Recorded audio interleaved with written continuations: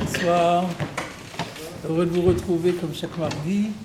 La dernière fois, nous avons étudié le Rif et le Ran sur la Gemara quand nous avons fait la cachérisation des couteaux et de la spatule. Et là, je vous invite à reprendre le Rif qui nous réserve une surprise. Alors qu'on pensait avoir terminé le commentaire du Rif sur la Gemara, on va voir que le Rif là va profiter de cette soubia pour nous faire une petite synthèse à la Rif sur les lois de la cachérisation des ustensiles. Donc nous reprenons le Rif là où nous l'avons laissé. Ça commence par les mots Nekot haiklala beyadach. Vous l'avez? Nekot haiklala beyadach. Ce qui veut dire prends cette règle dans ta main. Adopte cette règle, applique cette règle pour toi, à savoir de mané de aa, alors c'est en araméen, de mané de aa ou mané de parzela ou sha'ar mine matrot. Alors je traduis déjà. Mané, c'est les ustensiles, on a déjà vu ça souvent. Aa, le aïn araméen correspond au tzadik hébreu. Donc aa, c'est non, c'est pas exactement ça. Mais en tout cas, aa, c'est etz, du bois. Donc, les ustensiles en bois, mané de parzela, ça c'est facile. Parzela, c'est barzel avec l'accent alsacien. Donc c'est du fer. Donc les ustensiles en bois, les ustensiles en fer, ou charminé matrot, et d'une manière plus générale, tous les autres métaux, ou bourmé des glalés, ça c'est déjà moins courant. On va regarder dans Rashi à la Rif, je vous propose, bourmé des glalés, kelim asuyin mishaïsh. Le mot galal a plusieurs sens, on verra après un autre sens, mais ça a entre autres sens le sens de marbre, shaïch en hébreu, marbre en français. Donc bourmé de glalé, ça veut dire des ustensiles en marbre. Comme il peut y avoir aujourd'hui des plans de travail qui sont en marbre. Donc, Bourmé, c'est Kélim. De Ishtam, pardon. Bourmé, c'est Alors bourmé, c'est ici, ouais, Rashi a traduit par Kéli, c'est-à-dire c'est récipient, enfin quelque chose qui est plus ou moins synonyme que Kélim, mais qui apparemment s'est adapté plutôt au marbre. C'est pour ça qu'on utilise un terme un peu particulier. De Ishtamesh be'u chamir akul ashata. Si on a utilisé ces ustensiles-là, chamira, kol chamira chamira c'est du chametz, avec du chametz, kul ashata, pendant toute l'année, kol hashana, bikli rishon, si toute l'année on utilise un de ces ustensiles, un kli rishon, on a déjà vu que ça veut dire qu'un ustensile qui est mis sur le feu, qui est utilisé lorsqu'il est sur la flamme, tsarich le migalinu bikli rishon. Il faut les cachériser par ébullition, aussi dans un kli rishon. Ça, c'est une première règle. Deuxièmement, les ustensiles des mêmes matériaux, mais qui seraient seulement utilisés dans un kli sheni, kegon, keharot. Par exemple, c'est quoi les kli sheni? Les assiettes. L'assiette, on ne met pas sur le feu. On met dans l'assiette le contenu de quelque chose qui avait été sur le feu. Donc ça s'appelle klisheni.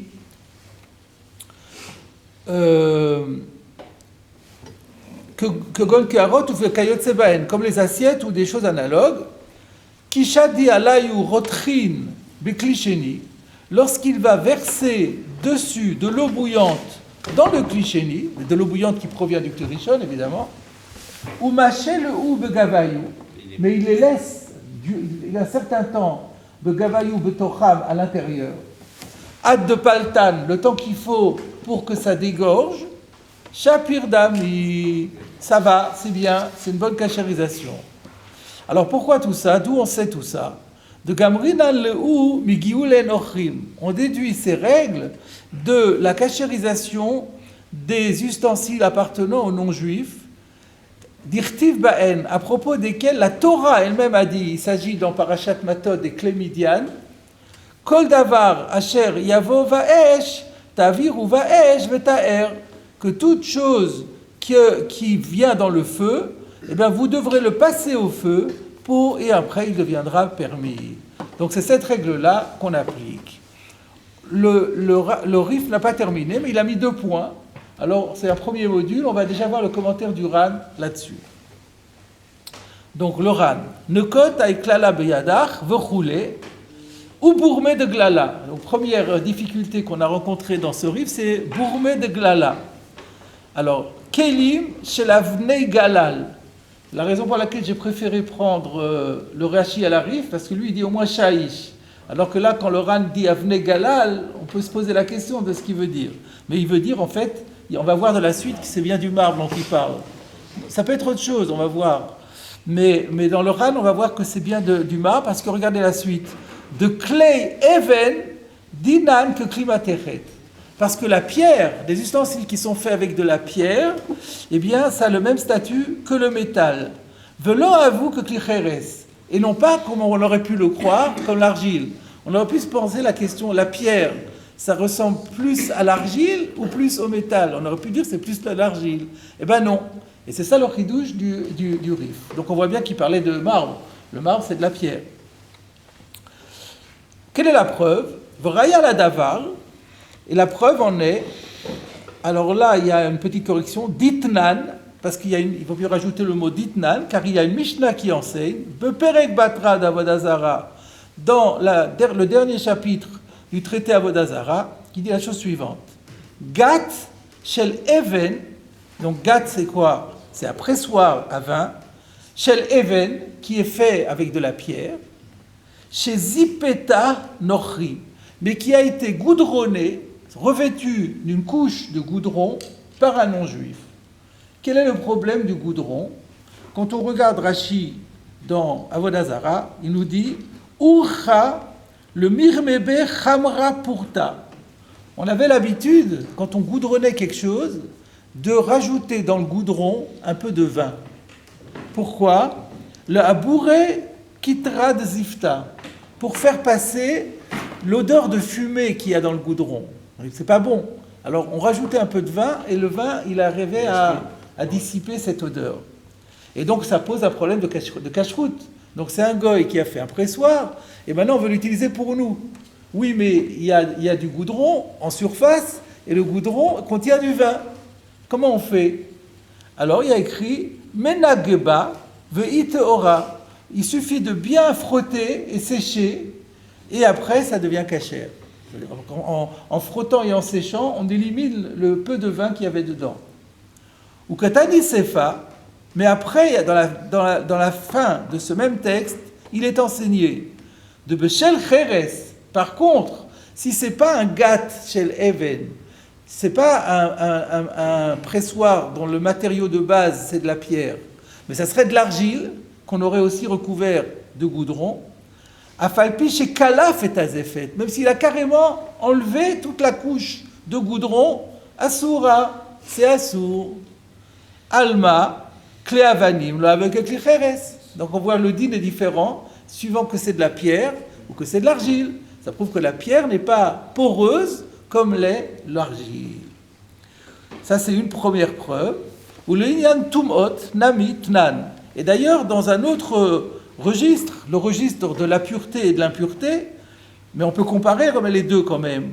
Eh bien, il y a aussi une Mishnah qui enseigne, cette fois-ci, Masechet Kelim, dans le traité qui parle des ustensiles purs et impurs, il y a écrit ainsi, Perekei Mishna'e, Tanur shel even, veshel matechet, taor mishum klicheres, vetame mishum klimatrot. Qu'un four qui est fait avec des parois en pierre ou en métal, il est pur au titre du klicheres, c'est-à-dire il n'a pas l'impureté propre aux ustensiles en argile. Vetame mishum klimatrot. Par contre, il reçoit l'impureté au titre des ustensiles en métal. Alma, donc là on a vu even et matrot. On a donc la preuve que kelim chez l'avanim, que kle matrot damian, velo que klicheres, que les ustensiles en pierre ont le statut des ustensiles en métal, ils ressemblent aux objets en métal et non pas aux objets en argile. Mishumachi, Sagil ou Bagala. C'est la raison pour laquelle on peut donc se satisfaire d'une cachérisation par ébullition, par eau bouillante, comme le métal. Ou Beshem Rabbi Yitzhak Amrou. Alors, au nom de Rabbi Yitzhak, on a rapporté chez Klei Avanim Einam Tzrichim Ercher. Alors là, c'est complètement une autre chita, encore plus favorable, comme quoi la pierre serait imperméable et que par conséquent, on n'a même pas besoin de la cachériser. Ou Matzah betosefta smach ledvarav, et il a trouvé dans la tosefta un appui à ses dires. Mais il ne tranche pas. Le Rif fait pas de cet avis, puisque le Rif a dit qu'il faut cachériser la pierre, le marbre, mais le Rabbi Yitzhak, lui, pense que c'est pas la peine de cachériser. Mais dans le Gat, on a juste nettoyé aussi, on n'a pas cachérisé. Oui, mais c'est parce que pourquoi est-ce que quand il est en métal ou en pierre, il suffit d'enlever de gratter les effets, même pas le gratter, de bien le nettoyer et c'est bon. Et quand c'est clicheres, pas. Parce que quand on a mis à chaud le goudron avec le vin, et ben quand c'est de l'argile qui est très poreux, le vin il est passé. Alors tu peux enlever la couche de goudron, mais ça sert à rien. Il y a du vin dans l'argile et l'argile il n'est pas cachérisable, donc on est coincé. Alors que le métal qui n'est pas poreux, la pierre qui n'est pas poreuse, si on a juste mis une couche de goudron, le vin il rentre même pas. Donc on n'a pas de problème. Oui, d'accord. Alors c'est quoi la question? Il dit Mishum Rabbi Yitzhak. Rabbi Yitzhak, c'est autre chose. Rabbi Yitzhak a dit il parle d'autre chose. Il parle que d'une manière générale, la pierre n'a pas besoin d'être cachérisée. Alors que là, le Rif, il a dit que si on a... Non, là, dans l'exemple du Gat, le Gat, il n'y a pas eu d'absorption par la pierre. Mais lorsqu'on a utilisé de la pierre avec un kirichon, le Rif il a bien dit qu'il faut cachériser. Rabbi Yitzhak, il parle dans ce cas-là même... Ben oui, il parle d'une manière générale.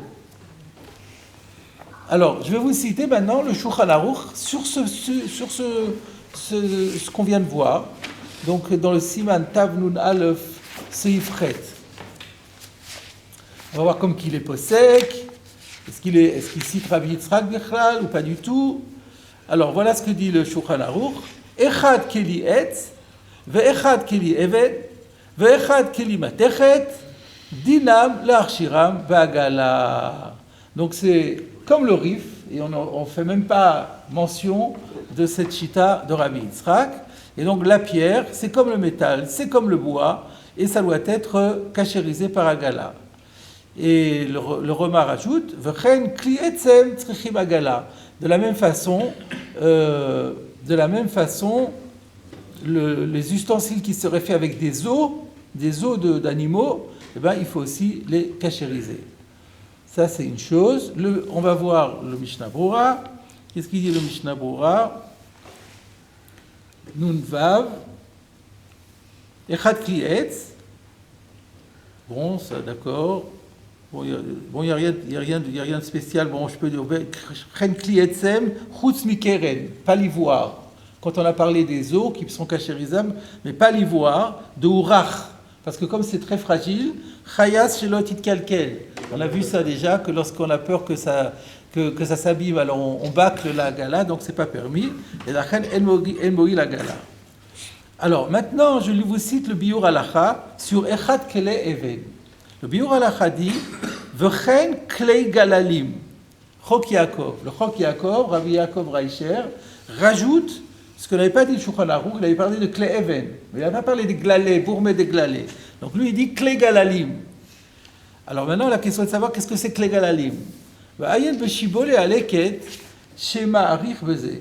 Voir dans le shibole aleket qu'est-ce que il entend par qu'est-ce qui s'étend longuement là-dessus. Donc, il n'en dit pas plus. Alors par rapport à cela, dans Dirshu, il rapporte que le pshat de Klei Galalim, dans le Biur Halacha, c'est Klei Shaish, c'est le marbre. Comme ça dit le Chazon Ish. Et il dit, mais pas comme le Pri Megadim. Le Pri Megadim a dit un autre pshat. Qu'est-ce qu'il disait le Pri Megadim sur Klei Galalim? Il disait que Klei Galalim, c'est Glalei Bakar. Vous savez ce que c'est? Glalebaka, c'est la fiente animale. C'est les matières fécales des animaux, avec lesquelles on peut aussi faire des ustensiles. C'est pas très appétissant, mais une fois que ça a séché, on s'en rend pas compte. Et donc, pour le Pri Megadim pense que c'est cachérisable. Pourquoi ça serait cachérisable? Pourquoi ça ne serait pas considéré comme du klicheres? Parce qu'il y a un deal, je crois qu'on l'a déjà mentionné la dernière fois, c'était qu'il y a ce qu'on appelle Kli Adama. Il y a klicheres et il y a Kli Adama. Klicheres n'est pas cachérisable, Kli Adama c'est cachérisable. Quelle est la différence? C'est de la terre tous les deux. Sauf que le klicheres c'est de la terre cuite et le Kli Adama c'est de la terre qui a séché au soleil. Donc le Kli Glalim c'est pas cuit, c'est séché au soleil. Donc le Pri Megadim pense que c'est assimilable à Kli Adama. Et donc ce serait cachérisable. Mais le Chazon Ish n'est pas de cet avis.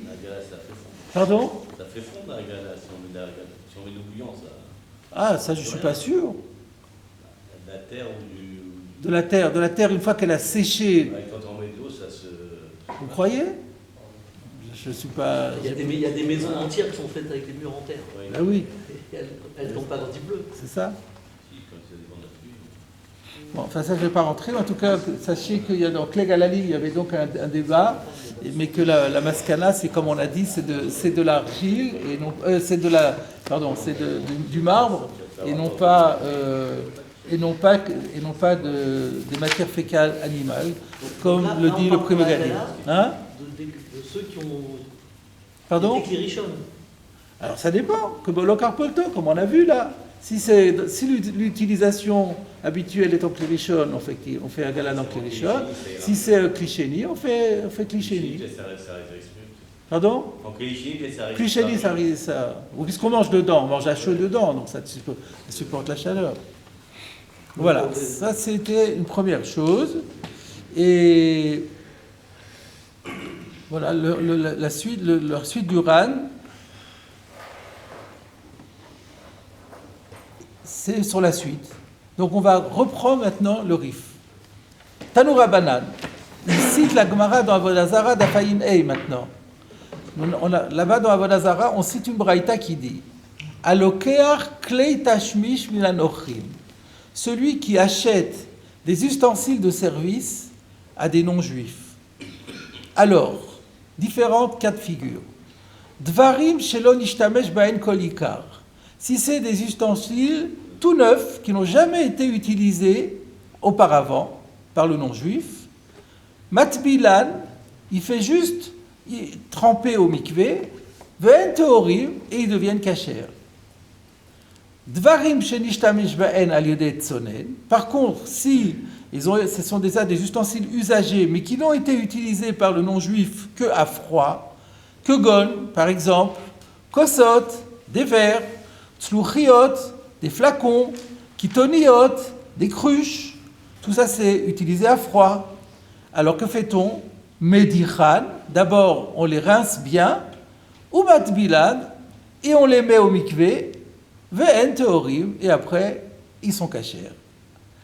Troisième cas de figure, dvarim shenishtamesh ba'en al yedei chamin, des ustensiles que le goy a utilisés à chaud, comme par exemple yorot, des chaudrons, vekum kemoussin, des bouilloires, mechamei chamin, des ustensiles qui chauffent de l'eau, mag ilan, là il faut faire cachérisation par ébullition, ou matbilan est toujours le mikvé, ve'en teorim, et après c'est considéré comme kasher. Quatrième cas, dvarim shenishtamesh ba'en al yedei ha'ur. Maintenant, les ustensiles qui sont utilisés directement sur le feu sans intermédiaire de liquide, kegon shfudin, comme les broches, vaskalaot, les grilles, pour faire les grillades, mais la benan, là il faut les passer à rouge, ou matbilan, et à nouveau faire la gala, ve'en teorin, et après c'est kasher. Fin du deuxième module, il y en aura encore un autre, mais on va d'abord regarder le RAN. Juste pour le premier cas, c'est quel que soit le liquide. Le premier cas, Les kossotes par exemple, il n'y a pas de c'est pas le premier cas, c'est le deuxième. Le premier c'était, ça n'a pas, ils sont tout neufs. Le deuxième. Le deuxième, oui. Donc lui, il ne fait pas de différence de l'eau, de l'alcool fort. Ah, Il dit à froid. à froid, mais bon, on ne parle pas d'alcool. En général, à froid, mais sauf s'il y a quelque chose qui a un statut de, même à froid, de bliard. C'est qu'à vous 24 heures, ça devient, c'est Kim Vushal. Donc quelque chose qui est froid et qui n'est pas assimilé à chaud. Alors regardons le Ran. Dvarim shelo nishtamesh baen kol ikar matbilan ve'en torin. Donc premièrement, premier cas, c'est les ustensiles donc on n'a pas du tout utilisés. Il faut les amener au mikvé. Kol matbilan d'amrinan bar braïta. Toutes les fois où il y a écrit dans cette braïta qu'il faut les amener au mikvé, dafka bekle matrot. C'est valable uniquement pour les ustensiles en métal, mais par exemple pas pour des ustensiles en bois, ni pour des ustensiles de pierre. Pourquoi ? Demi parchat Midian et al final le ou. Parce que cette règle de la tevila, de l'immersion dans un mikvé de la vaisselle, nous la déduisons de la paracha des clés Midian. Je crois qu'il faut rajouter le mot clé, chet, oui, c'est ça. De klimatrot amourim la paracha. Or, dans cette paracha où on déduit qu'il faut aller au mikvé, on ne parle que de métal. Aval she'ar kelim, mais si c'est des ustensiles qui proviennent d'autres matériaux, je rajouterai entre parenthèses sauf le verre, parce que le verre, il a midrabanan le même statut que le métal. Kol shelo nishtamesh baen kol ikar, dans tout cas où, en plus de ça, on ne les a jamais utilisés, einan tzrichim klum, il n'y a rien à faire, c'est encore mieux. Donc un ustensile en bois tout neuf, eh ben, on l'utilise comme ça, sans rien. Maintenant, si on les a utilisés, Magilan ken tashmishan, la kashérisation sera en fonction de la manière dont on les a utilisés. Aval en tzrichin tvila, mais par contre, on n'aura pas besoin de faire la tvila. Ou bekle matechot nami, et même dans les ustensiles en métal dont on a dit qu'il faut faire la tvila, davka klei seuda ou chez tzrichin tvila. Attention, c'est seulement la vaisselle. Les ustensiles qui servent à se restaurer, ou à faire la cuisine, c'est ça qui ont besoin d'aller au mikvé. Aval she'ar kelim, mais d'autres ustensiles qui n'ont rien à voir avec la nourriture, ein tzrichim tvila, ça nous paraît évident à nous, mais ça va quand même mieux en disant qu'ils n'ont pas besoin de tvila. Kegon, c'est quoi l'exemple qui a été donné dans la Gemara là-bas? Zouza de Sarbela. C'est la Gemara dans Avalazara qui le dit en toutes lettres. Alors il s'agit de savoir qu'est-ce que c'est Zouza de Sarbela. Zouza, c'est comme Zouga, c'est une paire de ciseaux. Sarbela, c'est un vêtement, une tunique. Alors ça veut dire quoi? Rashi explique là-bas, Misparaim shegozez baen bigdei tsemer. C'est le couteau qui sert pas le couteau, les ciseaux qui servent à couper le tissu en vue de fabriquer ensuite un vêtement en laine. Alors ça, si vous achetez des ciseaux chez le goy, et pas des ciseaux pour la nourriture, des ciseaux pour le tissu, vous n'avez pas besoin de les amener au mikvé. On continue. Medichan ou matbilan ve'en teorin. Alors, qu'est-ce qu'on a dit? Pour ceux qui utilisaient à froid, on doit le rincer et le tremper, et après c'est caché. Pirshu Yerushalmi, dans le Yerushalmi, on a expliqué dans Avalazara, chez Tsarich Ladbil, que la raison pour laquelle il faut faire la tvila, bon, on a dit que c'est écrit dans la Torah, mais quelle est la raison? Mipnei sheyatzou mitumato shel nochri venichnesu likdushato shel Israël. La raison en est que ça a quitté l'impureté qui avait dans la propriété du non-juif et que ça rentre maintenant dans la kedusha d'Israël. Alors comment expliquer que le nochri c'est considéré comme une touma et que chez les Israël c'est une toucha? C'est la relation au repas qui est différente. Nous disons que le shulchan c'est comme un misbéach. Quand nous on mange, c'est quelque chose, on fait ça au service d'Hachem. Donc il y a la kedusha dans le fait de manger. On mange pas n'importe quoi, on mange pas n'importe comment. On fait des brachot et on mange kasher. Donc c'est un vecteur de kedusha. Alors que la relation du non-juif à la nourriture, c'est quelque chose qui est complètement d'un autre ordre. C'est pour ça qu'on parle de Touma par rapport à la Kedusha. Pourquoi on ne fait pas alors le mikvé. Pourquoi on fait le mikvé que quand ça n'a jamais été utilisé? Quoi? On n'a jamais dit ça. Justement. Mais non. On fait pas le Au contraire, on va continuer, tu vas voir. mikvé. On n'a jamais dit ça. Alors, je continue. Le fichach, nir'e shetzar l'archir est à kli, le fimachéou. C'est pourquoi, alors regardez ce qu'il dit là, c'est intéressant. C'est pourquoi, à partir du moment où on a rapporté ce Yerushalmi, qui nous a expliqué que c'est un problème d'enlever la toum'a du keli, parce que ce keli va maintenant être au service de la kedusha, les fichach, c'est pourquoi, nir'e, il me semble, shetzarich l'archir est à kli, le fimachéou, qu'il faut cachériser l'ustensile selon ce qu'il est, Be'adacha, selon le cas, soit en le rinçant, ou be'agala, ou bien en l'immergeant dans l'eau bouillante, ou be'liboun, ou en le passant au rouge. Ve'acharkach yagvilenu. C'est-à-dire, il est en train de dire qu'il y a un ordre. D'abord cachériser, ensuite purifier. Aval, imit bilo techila, s'il a fait d'abord le mikvé, areu adayin beshat tevilato betum'a, que tovel vesheretz beyado. Si il fait le mikvé alors que le kéli n'est pas encore cachérisé, qu'il est encore dans les parois des aliments qui ne sont pas cachers. Donc le kéli, adayin beshat tevilato, au moment où je l'immerge, adayin betuma, il est encore avec la source d'impureté en lui. C'est comme quelqu'un qui est tovel vesheretz beyado. Vous connaissez cette image de la Gemara? Le sheretz, ça fait partie des animaux quand ils sont morts. Il y a 8 bestioles qui sont décrites dans la Torah, comme le rat et comme le lézard, par exemple, qui, lorsqu'elles sont mortes, sont source principale d'impureté. Si un homme touche un de ces animaux-là, il doit aller au mikvé. Maintenant, s'il prend le sheretz dans les mains et il se trempe au mikvé avec, ça ne sert à rien, parce qu'il a la source d'impureté qui le contamine en permanence. Et quand il sort du mikvé, il est toujours avec son truc, il est toujours tamé. Le Ran nous dit que c'est la même idée. Alors il faut qu'on explique pourquoi. Parce que donc l'idée c'est d'enlever l'impureté du kéli. Mais si dans l'intérieur du kéli, j'ai encore un aliment, un goût d'aliment qui provient encore du goy, celui-là est toujours porteur de touma. Il a toujours cette relation à l'alimentation qui n'est pas la même que la nôtre. Elle est à l'intérieur du kéli. Donc le kéli, il est pas purifié complètement. Il a encore dedans des résidus de touma. Donc c'est pas valable.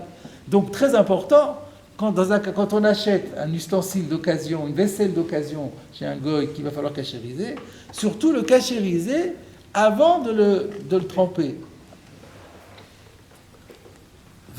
Continuons. V'achidaika lishna de braïta. Et d'ailleurs, si on regarde de près la manière dont la braïta s'est exprimée, elle va dans ce sens. De katani, medichan ou matbilan, magilan ou matbilan, melabenan ou matbilan. Il y a chaque fois écrit le matbilan en second. Quand on fait d'abord adacha, ensuite on fait la tvila. On fait la gala, ensuite on fait la tvila. Donc on voit bien que la braïta a tenu à l'ordre. Umiyu, c'est pas fini encore. Umiyu, mais cependant, Katav Arav Hadzal, Rabbi Avraham ben David de Posquier, a écrit dans Avodah Zara, de l'chatchila ou shetzar lasotken. C'est seulement a priori il faut faire comme ça. De kra achilami mashma, il rajoute en plus une couche que même dans la Torah c'est mashma qu'il y a cet ordre à faire. Parce qu'il est dit, donc à propos de Clémidian, taviru ba'esh, vous les passerez, ces ustensiles en métal, ach et azav et kesef, et azav et kesef, et non, avant, il y a et kesef. Non, Bedil va offrir, c'est après, il me manque quelque chose. Non, azav et kesef, il manque quelque chose, Bedil va offrir. Bon, peu importe. Taviru ba'esh, vous les passerez au feu, dainu liboun, c'est la Torah quand dit taviru ba'esh, elle dit de faire liboun, ou batarken, et qu'est-ce qu'elle dit après la Torah? Vetaer. Donc taviru ba'esh, d'abord cachérisation par liboun, et après, ou par agala, et après vetaer. Donc, dainu tvila. Donc le chatrila, c'est sûr qu'il faut faire comme ça. Mais même le verset nous le dit. Aval bedi avad. Qu'est-ce qui va se passer si quelqu'un a inversé? A posteriori. Est-ce qu'il faut recommencer ou pas? C'est ça la question. Aval bedi avad, iapir. Bedi avad, a posteriori, s'il a inversé les opérations, donc il a d'abord fait le mikvé et après la kashérisation, l'etlan ba, c'est pas grave. Pourquoi? De ikuva l'octivé. Parce que il n'y a pas écrit dans la Torah que cet ordre, il est me'akev. Alors ici, il y a un problème. À condition que ça soit propre. Ici, il y a un problème parce que on a une règle dans la Torah que quand la Torah elle dit quelque chose, c'est pas seulement le chatrila, c'est même le dieved. Sauf dans un cas qui fait exception, c'est dans Kotchim. Dans les sacrifices, il y a une règle, Shana akatuv le'akev. Dans tout ce qui est du domaine des sacrifices, là, si la Torah dit, vous n'avez pas le droit de faire comme cela, et elle ne dit pas une deuxième fois, alors ça veut dire, si on s'est trompé, c'est pas grave, c'est caché quand même. Que dans les Kotchim.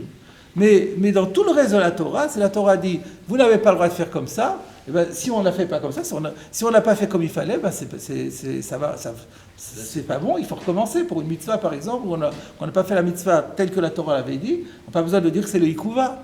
Et comment le Ravad peut-il se permettre de dire, non, c'est pas grave, la Torah l'a dit, mais elle n'a pas fait le ikuva. Donc là, je soulève une question. Le ikuva dans l'ordre. Dans l'ordre. Hein? C'est ikuva, mais dans l'ordre. Oui, on parle de l'ordre. Non, c'est pas le ikuva. Il dit c'est pas lui. Il a dit enomme akev letlan ba de ikuva l'octive. Il faudrait pour que donc la Torah a dit qu'il y a un ordre, mais elle n'a pas dit que cet ordre est rédhibitoire. C'est-à-dire que si cet ordre n'a pas respecté, c'est comme si on n'avait rien fait. Elle n'a pas dit ça. Donc a priori, il faut respecter l'ordre. T'as pas respecté l'ordre, c'est pas grave. Mais c'est pas comme ça dans la Torah. Alors, je vais vous proposer une réponse personnelle. Vous avez quelque chose? Ici, dans l'ordre, je ne vois pas que la Torah elle a dit vraiment un ordre. Alors vous contestez ce que dit le Ravad. Alors c'est pas ce qu'il dit. Moi je vous demande un pshat dans le Ravad, vous demandez pas votre pshat à vous. Le Ravad il dit c'est écrit dans la Torah. Il faut le faire, c'est écrit dans la Torah. Mais c'est pas Me'akev parce que c'est pas le ikuva l'octive. Le ikou n'est pas écrit. Et pour les korbanot, ce serait la même halakha. Non, pour les korbanot, comment ça? Il y a aussi cet ordre-là pour cachériser. Et donc on aurait une halakha pour les korbanot et une autre pour quand c'est pas les korbanot. Non, parce que si c'est pas une halakha qui a été dit dans les korbanot, il n'y a pas dit dans les korbanot de ce din-là de faire l'un avant l'autre. C'est pas écrit. A priori, c'est pas écrit. On verra peut-être dans la suite que c'est oui écrit. Mais dans la mesure où c'est pas écrit, c'est simplement qu'on transpose dans le domaine de la Kedusha une halakha qui est générique. Donc là, il n'y a pas de raison de dire que c'est seulement le khatrila pour les Kotchim. D'accord? C'est une règle de kashérisation appliquée sauf si on trouve aussi dans les Kotchim. Mais là, on ne parle pas. Donc moi, la réponse que... Vous dites que le Ravad a dit que c'est le Braïta. Il n'a pas dit exactement comme ça. Il a dit mashma. Il n'a pas dit que c'est écrit comme ça. Il a dit achinami mashma. Achinami mashma. Donc si mashma, c'est que ça... Si c'est mashma, c'est que c'est comme ça. Sinon, il ne devait pas dire ikuva l'octive. Il devait dire charé locative. Il aurait dû dire charé locative. Ikuva l'octive, c'est ça la raya. Alors, la proposition que je voulais vous faire, c'est en fonction de ce qu'on a vu tout à l'heure dans l'Yerushalmi, que cette notion de tvila, c'est parce qu'on passe de la Toum'a à la Kedusha. Donc, pour le Ravad, ça rentre dans le domaine de Kotchim. On est dans, tout à l'heure je vous ai dit le Shukran c'est comme le Mizbeach. On est dans le domaine de Kotchim.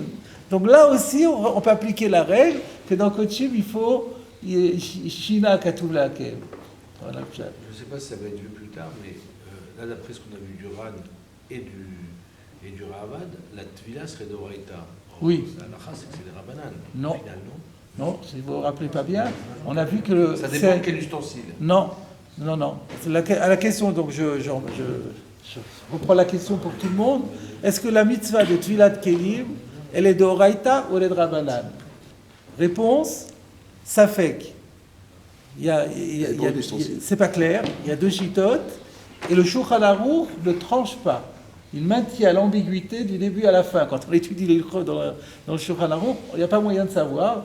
Donc on considère, à la Chal Maaseh, que c'est un Safek d'Oraïta. Chez moi, il y a marqué le Ramban. Il y a marqué Ramban dans cette édition. Il n'y a pas marqué Ramban. C'est marqué Ramban aussi. Pas Ravad, mais Ramban. Oui, c'est marqué. Ah bon? On n'a pas la même, on n'a pas le même texte. Alors, on va peut-être. Non, il faudrait faire une recherche. Je vous dirai dans quelques instants où il faut faire la recherche. Mais Juste une chose. oui, d'accord. On peut déjà mettre la pause ici, oui. Non, juste quand on passe au chaud, on va passer au froid après. Ça va venir après. On va en parler. On va parler un petit peu après. Alors, au niveau halakha, sur ce qu'on vient de voir là, qu'en est-il au niveau de la halakha? Ceci est traité dans Yoredea, cette fois-ci, on n'a pas dans l'Ichot de Pessah, dans le Siman, parce que pourquoi c'est pas dans l'Ichot de Pessah? Parce que dans l'Ichot de Pessah, on parle des kelim que nous on utilise avec du chametz, mais ceux-là ils sont cachers, ils n'ont pas besoin d'aller au mikvé, donc la question du mikvé ne se pose pas. Donc la question des kelim achetés au goyim, c'est dans Yoredea qu'on le trouve, dans le Siman Kuf Kaf Aleph.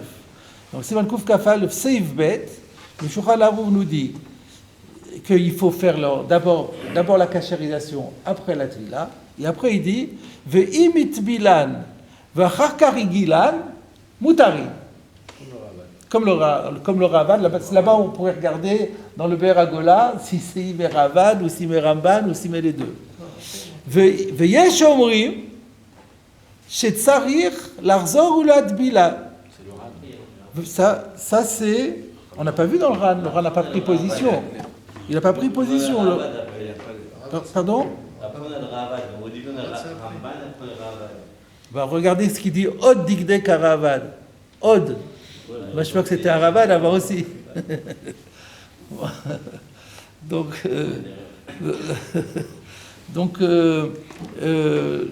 qui sont ces Yeshomrim là? C'est la chita du Rashba, du Smag, au nom du Rashbam. Donc c'est Marloket. On a Ravad, Ramban, je ne sais pas qui, je pense au moins Ravad qui dit comme ça. Laura n'a pas pris position, il n'a pas cité des gens qui disent le contraire, mais enfin il a juste cité.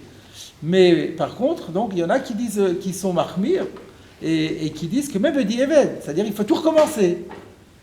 Et ça, je vous dis, c'est le Rashba essentiellement et le Smag. Alors, que fait-on au niveau halakha? Alors on pourrait dire, on aurait pu dire Stam Veyesh, halakha Kestam. Machma que la chita du Shulchan Aruch, c'est plutôt c'est pas grave, dit Eved. Mais le Shach est un peu plus mahmir que ça, et il dit Yesh l'achzor ou l'adbilam belom bracha. Ce que vous disiez. L'adbilam, pas tout commencer. C'est quoi, tout recommencer? L'adbilam, c'est tout ce qui reste. La question, c'est la gala, elle est faite. On a fait la tvila, on a fait la gala. Et on voudrait s'arrêter là. Alors on dit non. Après, il y en a qui disent que puisque quand la tvila a été faite, il n'y avait pas encore la gala, donc la tvila qu'on a faite, elle n'est pas valable. Qu'est-ce qui reste à faire maintenant? On ne va pas refaire encore une kashérisation, ça n'a aucun sens. Donc c'est la tvila. Alors il y en a qui disent qu'il faut la refaire, il y en a qui disent que ce n'est pas la peine. Le mieux, c'est ce que dit le char, comme ça on est yotse le kol adéot. Qu'est-ce qu'on perd à refaire encore une fois un mikvé? Par contre, il ne faut surtout pas le faire avec bracha, puisque d'après certains, la mitzvah est déjà faite. Donc voilà, c'est une halakha qu'il est bon de connaître, les gens ne savent pas ça, cette règle-là. Donc il y a une quand on achète, bon c'est pas courant, on n'achète pas très couramment des objets usagés, mais ça peut arriver, surtout quand c'est des objets de valeur, des objets d'antiquité par exemple. Là ça peut valoir le coup de les acheter et on veut même les utiliser. Et là, il faut les kashériser et faire la gala après. Non, la tvila après, je veux dire. Et si on s'est trompé, on refait, mais sans bracha. Voilà. On reprend la suite de notre ran. Ou mikol makom, tsarir sheyizaher midavar achotzetz bo. Alors ça, de toute façon.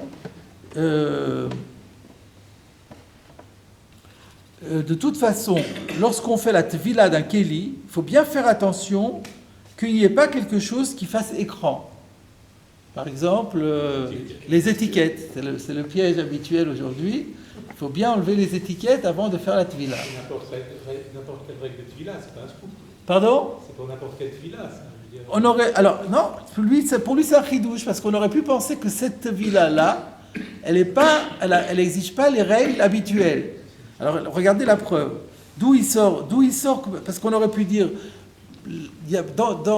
on a vu un digne de Khatsitsa dans les Ilchot Nida. Mais c'est spécial, qui nous dit que dans la Tfilat Kelim, il y a les mêmes règles. Il faut un limoud pour ça. Alors, il va nous le donner. Donc, Tsarir chez Isaer midavar achot setzbo, sheare ikish akashtuv tevilazu le Tfilat Nida.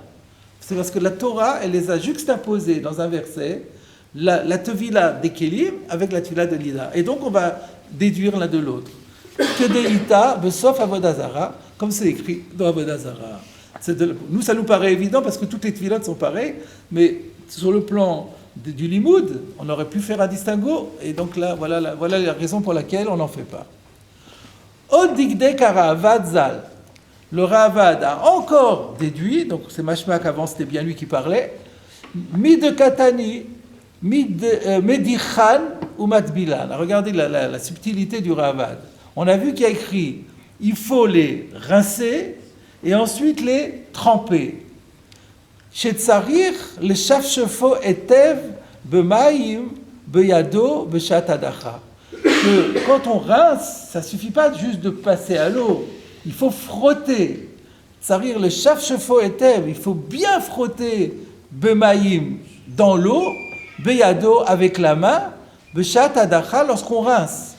Velo sheyavor amaim alav benachat, et pas simplement laisser couler doucement de l'eau dessus.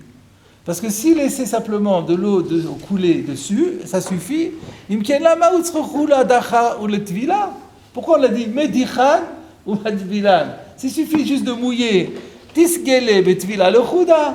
Quand il fait la tvila, il ferait d'une pierre deux coups. Puisque si madichan, ça veut juste dire il faut le rincer. Ben, quand je le mets dans le mikvé, je le rince. Donc, je le rince, et en même temps, je fais la tvila. Pourquoi on a dit medichan, et ensuite matbilan?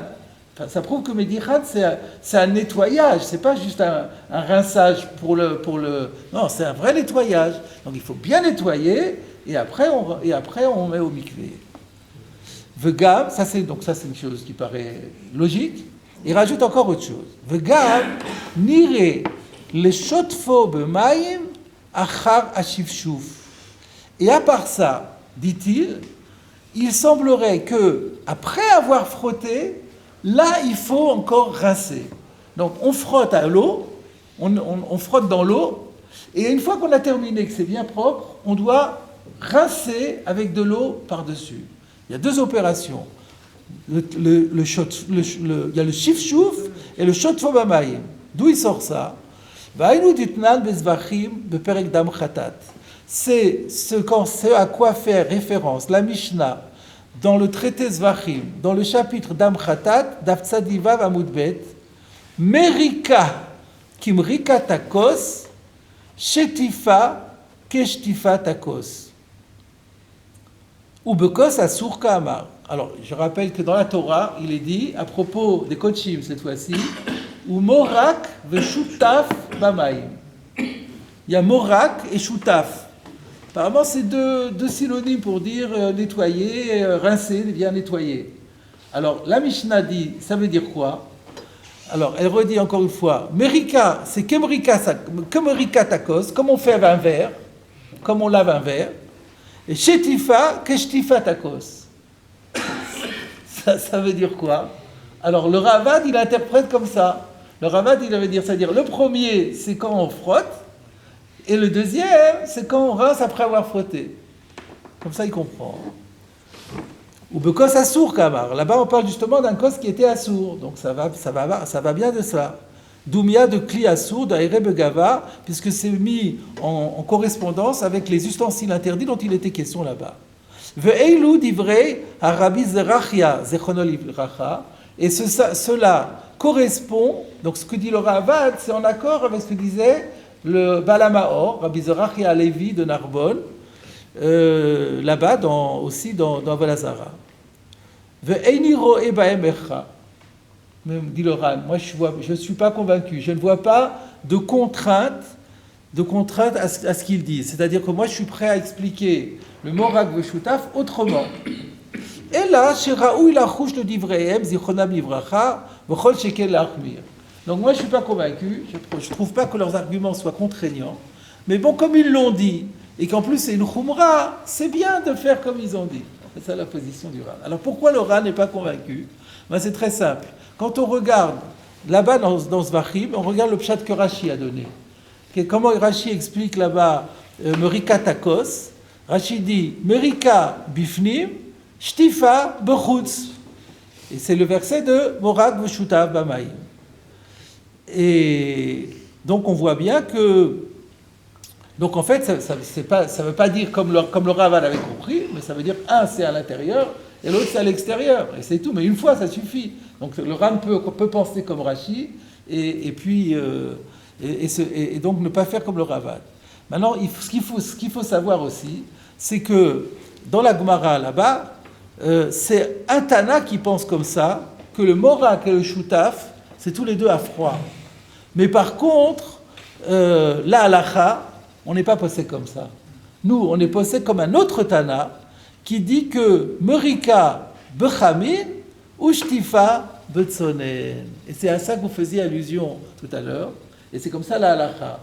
Que Morak, c'est la gala. Morak, c'est à chaud. Et la Torah nous dit, dans les Kochim, on faisait comme ça, Morak, une fois qu'on a fait à gala, Shutaf, on devait rincer à froid. Et donc, aujourd'hui aussi, la halacha est que par entraînement, ou pour faire comme on faisait à l'époque pour les Kochim, après qu'on ait fait à gala, on doit rincer à froid. Si on ne l'a pas fait, ça n'invalide pas. Par contre, là, ça n'invalide pas, parce qu'on est dans Kochim, et dans Kochim, il n'a pas écrit la Kev, c'est pas grave. Mais donc, c'est là, de là vient le minag, que quand on cachérise, après, on lave à froid. En général, il est même dit le plus vite possible. Mais je voulais signaler quand même, parce que j'ai été, dans ma jeunesse, confronté à ce problème, c'est que lorsque vous avez des ustensiles en verre, en verre trempé, que l'on peut cachériser, et ne faites surtout pas ça, de l'avoir tout de suite après l'avoir ébouillanté, de mettre de l'eau froide, parce qu'il y a un choc thermique et ça claque. Donc, en fait, j'assurais la cachérisation dans une colonie de vacances et j'avais pas eu le temps d'intervenir. La personne avait une dizaine de salières dans un filet, elle a sorti le filet, elle les a passées sous l'eau froide et elles sont toutes claquées. Voilà. Donc il faut attendre un petit peu et après on peut les rincer. Il reste encore un ran. Dvarim shenishtamesh baen al yedei ha'ur kegon ashfudin va'askelaot melabelan ou makbilan ve'en teorin. Donc c'est ce que le Rif disait, c'est que ce qui est utilisé sur la flamme à sec, il faut faire pareil, liboun. Alors, ouais, regardez ce que dit le Ran, là, c'est un retour en arrière. Kivan Shevia Arif Zal, Beilchot Chametz ou Matzah. Le Rif a extrait ces dynimes des lois de Issour Ve'eter. On parle de cachérisation d'un ustensile taref. N'empêche qu'il l'amène ici dans Psachim, également dans le cadre de Chametz ou Matzah. Et il ne dit pas pour Chametz c'est différent. Il sous-entend que tout ce qu'il dit, c'est valable de manière générale. Miré, de là on voit, chez Dato, que la position du Rif, chez Dvarim, chez Nishtamesh Baen Chametz al Yodeaour, que les objets qu'il a utilisés avec du Chametz sur le feu, Srichin Liboun, eux aussi ont besoin de Liboun, et pas Agala. Afalgav, Va'afalgav de Asikna Besov Avodazara, bien que nous ayons conclu à la fin du traité Avodazara de Kolecha de Eterabala, Bagala Sagile. Alors, à propos des Kochim, on avait vu que le sacrifice Korban Khatat, quand il a été absorbé dans le Kéli, il était moutard. C'est plus tard, il devient notar. Mais au moment de l'absorption, il était moutard. Donc, ça s'appelle Eterabala. Il a absorbé du Eter. On n'a pas besoin de faire l'iboun. Agala, ça suffit. Alors, pourquoi on ne dirait pas le Chametz aussi? Il était moutard. On devrait dire qu'à la Gala, ça suffit. Kvar katavti le mala, j'ai déjà écrit plus haut, de Ika le Meimar, qu'il y a lieu de dire, de Chametz, que le Chametz, qui va chez Shmo alav, il a déjà tout entier son nom de Chametz, il ne va subir aucune transformation. C'est pas comme le notar, où le Ochel va subir une transformation, que le temps modifie son statut. Là c'est exactement le même, il a déjà son nom de Chametz, Isura Bala Mikre, c'était la chita du Ramban que nous avions cité, donc le Rif pense comme le Ramban. On a vu dans la halakha que les deux chitotes existent, que le khatrila on est mahmir, et que s'il y a lieu de faire des sniffim le éther, alors on peut combiner plusieurs chitotes pour être matir. Vous avez dit à sec, Hmm? mais une broche, quand on embroche la viande, il y a toujours du jus, ça, quelque chose Non, c'est négligeable, ça s'appelle pas ça. Non. Quand on dit de l'eau, il faut qu'il y ait un liquide, il faut qu'il y ait de l'eau qui fasse un vrai écran entre l'aliment et le... Alors, si vous voulez bien, on va revenir encore maintenant sur le Rif, on va continuer. On reprend la suite. C'est des règles pratiques et intéressantes qu'on n'a pas l'habitude d'étudier. Regardez maintenant, donc il recite la Gemara, Ketzad Magilan. Comment on procède à la Hagala? Amar Ravuna dit, c'est très simple. Meniach yoraktana, le tor yorakdola. Comment on cachérise par Hagala? Ketzad Magilan, comment on fait la Hagala? Vous avez un petit récipient à cachériser. Eh bien, vous prenez un grand récipient, vous mettez le petit à l'intérieur du grand. Et comme ça, vous faites bouillir et ça va cachériser le petit. Très bien. Et qu'est-ce qu'on fait si le grand, si c'est pour il faut cachériser le grand? Je ne peux pas le mettre dans un plus grand. Alors c'est la suite. C'est la suite. On a pensé à tout dans la halakha. La Gemara demande Veyora Gedola, Mayavidla. Et si on a une grande yora, c'est-à-dire c'est la taille maximale, donc je n'ai rien de plus grand pour lui mettre dedans. Comment je fais? Mayavidla. Comment on fait? Tashma. Je vais t'apporter une preuve. Donc c'est toujours la Gemara là-bas. De Haou Yora, de Avebera Vukva. Il y a eu un cas comme ça d'une grande marmite qui se trouvait dans la maison de Ravukva et qui devait être cachérisée. Qu'est-ce qu'il a fait? À Hadar là, je regarde si j'ai une petite correction, Gimel. À Hadar là. Je ne sais pas pourquoi, c'est pas la peine. À Hadar là, c'est bien.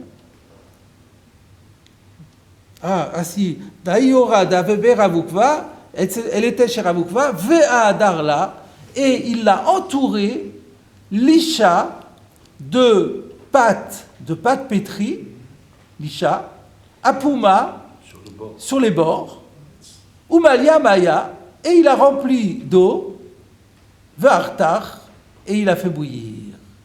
Amar Rava a dit, Man Hakim, le Mevad Achi, et la Ravukva, de Gavra Rabaou. Rava a dit, qui aurait eu la sagesse de faire comme ça, si ce n'était Ravukva, qui est une énorme personnalité? Veka Savar. Et alors, quelle est la justification halachique de cela? Kebol-o, karpolto. Le principe qu'on a déjà vu, c'est que kebol-o, karpolto, comme ça a absorbé, ça va dégorger. Ma bol-o, benitzotzot, afpolto, benitzotzot. De la même manière que ce qui a absorbé, c'est des petites gouttes qui ont giclé, et bien de la même façon, pour dégorger, ça peut dégorger avec des petites gouttes. C'est quoi le problème des nitzotzot, littéralement des étincelles? Des étincelles quand c'est du feu, mais quand c'est des liquides, alors c'est des gouttelettes. Voilà, c'est des gouttelettes. Donc c'est quoi le problème? C'est quoi le problème de la Yora Gedola? Pourquoi il fallait mettre cette bordure avec du pain, avec de la miche de pain? On va regarder le Rad, il va nous expliquer certainement. Alors, Kassavar, Kebol-o karpolto. Donc il commence par expliquer ça. Ma bol-o benitzotzot, afpolto benitzotzot. Klomar, c'est-à-dire, de ilavachi, s'il n'y avait pas eu cette règle de Kebol-o karpolto, Lo ave sagile begedanfa de Tina. Ah oui, excusez-moi. Il vaudrait peut-être mieux terminer le rif, parce que là il parle de. Nous on n'a pas vu gedanfa de Tina. Juste encore 2 lignes dans le rif avant de faire le ran. Va anemile beshar yomot hashana. Ce qu'on vient de voir dans la Gemara d'Avodah Zarah, de mettre une bordure de pâte pétrie, ça c'est bien pour les autres jours de l'année. Aval bepisra, assour le mevad belisha. Qu'est-ce qu'il veut? Il peut pas mettre. Il est en train de cachériser pour Pessah, il va mettre une bordure avec de la pâte. C'est vraiment se tirer une balle dans le pied. Alors comment on fait? Avidle gedan fadetina. Il remplace la pâte par de la boue, par de la terre. Il fait comme ça une bordure avec de la terre, tina. Ou martachla est la même chose. Et c'est là que parle maintenant le Ran parlait de tina. Donc tina c'est donc de la boue. Donc je reprends le Ran. Ça veut dire quoi que bolokarpoto nitzotzot? Si ça n'y avait pas eu cette règle de Kobolo Karpolto, lo avait sagile begedan fadetina, on n'aurait pas pu se contenter de cette bordure de boue, qui va chez Enamaim omdim babeke va kolkar, parce que l'eau, elle ne va pas rester. Si vous mettez une bordure et que vous faites déborder, l'eau, elle ne va pas rester longtemps sur la bordure, elle va couler, elle va disparaître. Donc comment ça se fait que ça marche? Réponse, étant donné que tout le problème, alors maintenant on comprend mieux. Pourquoi il faut cachériser? Pourquoi il faut faire déborder? Pourquoi il faut aller sur la bordure?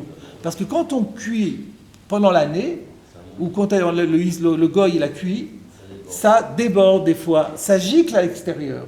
Et donc le issour a pénétré aussi par l'extérieur.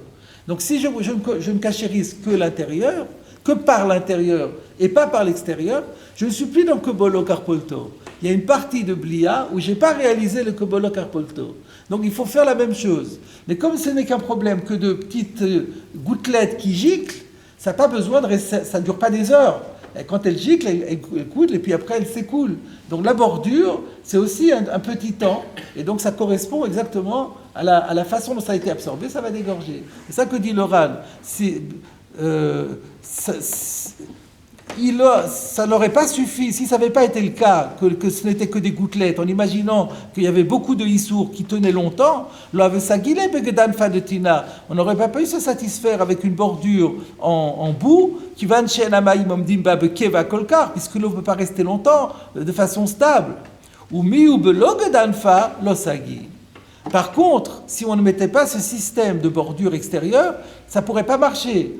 De l'odami nitzotzot de chadashata, le nitzotzot de kulashata.